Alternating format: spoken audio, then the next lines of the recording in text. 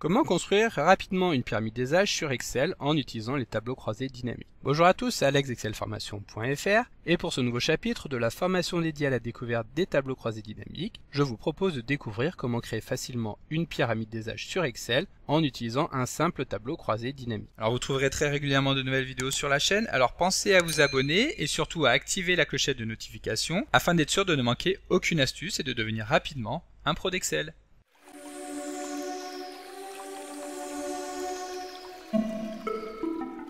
Avant d'entrer dans le vif du sujet, sachez que la vidéo que vous apprêtez à découvrir est directement extraite du livre Les tableaux croisés dynamiques, c'est facile, que vous pourrez commander sur le blog excelformation.fr en suivant le lien que vous trouverez dans la description de la vidéo. Ce livre reprend toutes les notions fondamentales qui vous permettront de maîtriser l'utilisation des tableaux croisés dynamiques dans Excel, et vous y retrouverez également de nombreux fichiers Excel qui vous permettront de suivre l'ensemble des thèmes abordés dans le livre, ainsi qu'une fiche de synthèse qui reprend les éléments essentiels du tableau croisé dynamique. Alors si vous voulez soutenir le site et la chaîne YouTube, et qu'en plus vous voulez apprendre à maîtriser les tableaux croisés dynamiques, n'hésitez surtout pas à commander votre exemplaire du livre. Voilà, donc maintenant voyons comment créer une pyramide des âges en utilisant le tableau croisé dynamique sur Excel. Alors avant de mettre en place cette pyramide des âges, nous allons revenir rapidement sur cette notion. Il s'agit en effet d'un graphique qui permet de représenter visuellement la répartition d'un groupe de personnes en fonction de deux éléments représentatifs, l'âge et le sexe. La pyramide des âges est notamment utilisée par les services de ressources humaines, ce qui permet par exemple de pouvoir anticiper les départs en retraite ou encore de visualiser rapidement s'il existe un déséquilibre entre les hommes et les femmes au sein de l'entreprise. Pour illustrer ce chapitre, nous allons donc partir de la petite base de données que nous avons ici à l'écran, dans lequel nous retrouvons l'ensemble des membres du personnel d'une entreprise, avec le sexe et l'âge correspondant à chacune de ces personnes. La première étape de la construction du document sera ici de créer un petit tableau croisé dynamique. Donc pour cela, nous pouvons utiliser n'importe quelle méthode que nous avons déjà eu l'occasion de voir dans le cadre de la formation sur la découverte du tableau croisé dynamique. Et nous allons par exemple ici sélectionner une cellule de notre base de données, puis nous rendre dans le menu Insertion afin de cliquer sur Tableau croisé dynamique. Excel nous affiche alors une fenêtre de paramétrage dans laquelle nous allons pouvoir tout d'abord vérifier que la plage des cellules proposée par Excel, donc ici dans le champ Tableau plage, correspond effectivement à la base de données sur laquelle nous allons vouloir nous appuyer pour construire le tableau croisé dynamique. Alors ici, étant donné que la base a été convertie en tant que tableau de données, nous n'aurons aucun souci, il suffit en effet de reprendre directement le nom de ce tableau pour qu'Excel en récupère l'ensemble des cellules. Nous pouvons d'ailleurs vérifier à l'aide des pointillés qui encadrent la base que toutes les colonnes ont bien été sélectionnées. Et ensuite, nous allons pouvoir demander à Excel d'insérer le tableau croisé dynamique non pas sur une nouvelle feuille comme il le propose par défaut, mais sur une cellule de la feuille active. Pour cela, nous cochons feuille de calcul existante, puis nous cliquons sur le petit bouton emplacement afin de venir sélectionner la cellule à partir de laquelle nous allons vouloir insérer le tableau croisé dynamique. Ici, nous allons tout simplement cliquer sur F7. Cela étant fait, nous appuyons sur Entrée pour valider et à ce moment-là, nous allons encore appuyer sur OK pour cette fois-ci valider la création du tableau croisé dynamique. Une fois que le tableau croisé dynamique a été inséré, nous allons pouvoir le paramétrer en utilisant donc les champs que nous allons voir maintenant. Tout d'abord, nous allons vouloir insérer au niveau des colonnes le sexe des personnes. Donc nous faisons glisser tout simplement le champ qui se trouve dans la partie droite de l'interface, donc dans la fenêtre champ de tableau croisé dynamique, nous allons la faire glisser au niveau des colonnes. Ensuite, nous allons vouloir faire apparaître l'âge des personnes au niveau de la zone des lignes, donc nous effectuons la même opération à partir du champ âge que nous allons glisser dans la zone ligne. Et pour terminer, nous allons pouvoir faire glisser n'importe quel autre champ au niveau des valeurs afin d'en récupérer un dénombrement. Donc ici, nous allons par exemple récupérer les noms des personnes dans la zone valeur. Alors attention, la seule difficulté sur laquelle nous devons être vigilants, c'est qu'il faut absolument qu'il n'y ait pas deux personnes qui ont le même nom et en même temps le même âge. En effet, si tel était le cas, il faudrait alors créer une nouvelle colonne dans notre base d'origine avec un index qui serait strictement unique, sans quoi le dénombrement que nous retrouvons ici serait faussé. Voilà, donc maintenant que le tableau croisé dynamique est terminé, nous allons pouvoir générer une pyramide des âges à l'aide d'un graphique croisé dynamique. Pour cela, nous allons sélectionner une des cellules qui composent ce tableau croisé dynamique, puis nous allons nous rendre dans le menu Insertion du ruban et choisir tout simplement graphique croisé dynamique. Excel nous affiche alors une fenêtre qui va nous permettre de définir le type de graphique que nous voulons mettre en place et nous allons tout d'abord nous rendre dans la catégorie barre et choisir la barre groupée qui est donc le premier type de graphique présenté par Excel. Cela étant fait, nous validons en appuyant sur OK.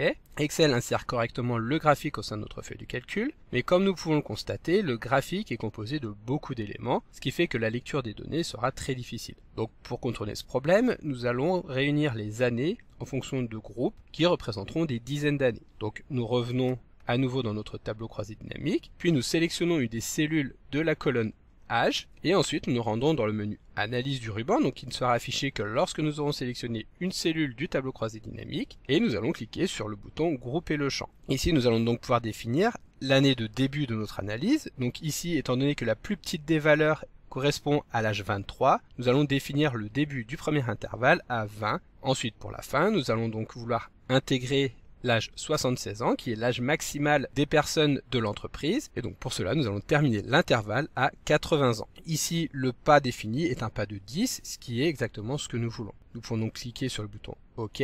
Excel va modifier les données dans notre tableau croisé dynamique comme nous pouvons le voir dans le fond. Et donc le graphique a également été modifié pour en tenir compte. Nous retrouvons donc tout en bas de notre graphique la fourchette 20-29, suivie de 30-39, 40-49, etc. À présent, pour afficher l'une des informations sur la gauche du graphique et l'autre sur la droite, nous allons devoir utiliser un axe secondaire qui sera négatif. Donc pour cela, nous effectuons un clic droit sur l'une des barres du graphique, donc soit sur une barre homme, soit sur une barre femme, en fonction de ce que nous voulons faire apparaître sur la gauche. Donc par exemple ici, nous allons effectuer ce clic droit sur une barre bleue qui représente donc les femmes. Ensuite, nous cliquons sur mettre en forme une série de données. Excel va nous afficher le menu correspondant sur la droite de l'interface, donc nous allons pouvoir masquer le menu champ de graphique croisé dynamique afin de nous consacrer sur celle-ci. Pour pouvoir utiliser un axe secondaire, il suffit tout simplement de cliquer sur le bouton correspondant et à ce moment-là, nous allons pouvoir constater que les deux courbes vont s'afficher l'une au-dessus de l'autre. Et donc maintenant, nous allons pouvoir mettre en forme les deux axes affichés à l'écran. Nous allons commencer par choisir de mettre en forme l'axe secondaire que nous venons de créer ici, en déroulant le menu donc, dans lequel se trouve option des séries, et en choisissant axe secondaire. Tout d'abord, nous allons nous rendre dans le menu option d'axe,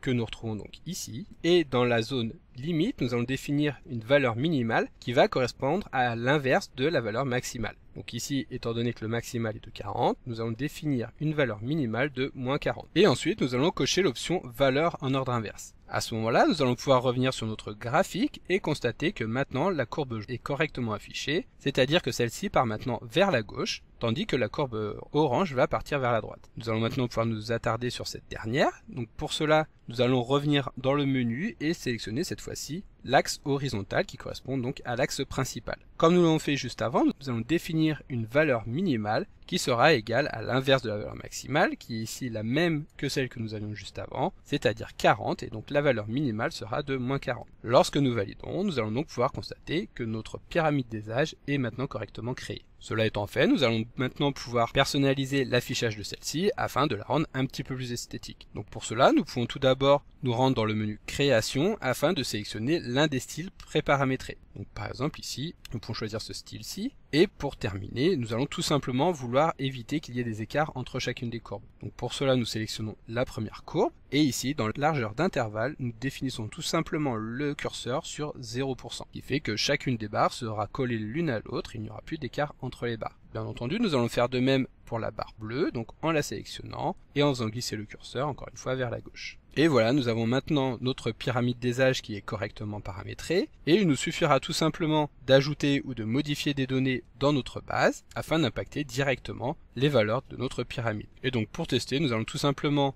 modifier l'âge des personnes en utilisant la fonction aléa entre bornes. Nous allons définir que celles-ci ont un âge qui est compris entre 20 et 80 ans, qui correspond donc aux intervalles que nous avons ici dans notre document. Nous validons l'insertion de la formule en appuyant sur CTRL et Entrée, ce qui va permettre de modifier directement toutes les données de notre tableau. Ici, les âges ont été mis à jour, et si nous souhaitons que la pyramide des âges en tienne compte, il suffit tout simplement d'effectuer un clic droit sur notre graphique et de choisir Actualiser les données. À ce moment-là, comme vous pouvez le constater, le graphique est effectivement modifié. Donc ici, nous retrouvons un écart qui est lié au fait que l'échelle a maintenant été modifiée. En effet, si nous regardons, ici, l'échelle va de 0 à 30, alors que nous avons défini que la valeur minimale était de 0 à moins 40. Donc pas de problème, il suffit d'effectuer l'opération que nous avons fait tout à l'heure, c'est-à-dire nous rendre dans le menu axe secondaire, et cette fois-ci nous allons forcer l'utilisation de la valeur maximale à 40, alors que celle-ci était définie sur automatique. Donc 40, nous effectuons la même chose pour l'axe primaire, sur lequel nous allons également définir un maximum de 40. De cette manière, notre pyramide des âges va maintenant retrouver l'apparence qu'elle avait tout à l'heure, mais bien entendu, étant donné que les données sont maintenant tirées au hasard, le graphique n'a plus du tout la forme d'une pyramide. Nous pouvons effectuer un nouveau test, donc en nous rendant dans le menu Formule, en cliquant sur Calculer maintenant,